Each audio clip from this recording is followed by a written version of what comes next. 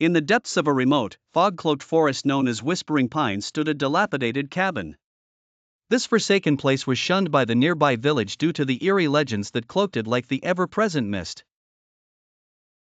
They spoke of a malevolent spirit that resided in the shadowy depths of the forest, a ghostly figure that haunted the cabin and tormented those who dared to enter.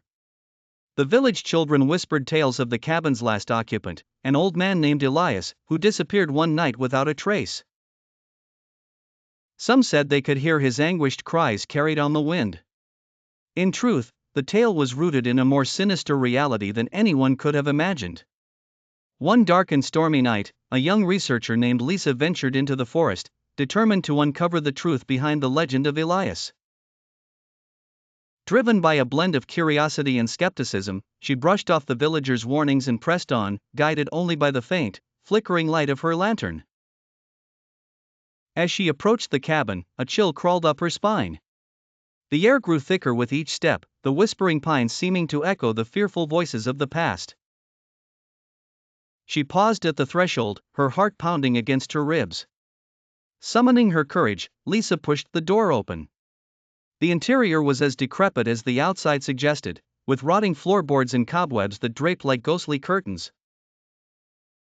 Her eyes were drawn to an old, dust-covered journal lying on a rickety table. With trembling hands, she opened it. The diary belonged to Elias.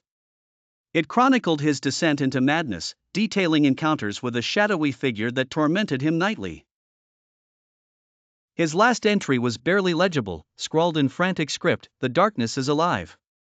It beckons me." A shiver of dread coursed through Lisa as she read the final words. Suddenly, the candle in her lantern flickered violently before extinguishing, plunging her into darkness. An unnatural silence fell, broken only by the creak of the cabin settling around her.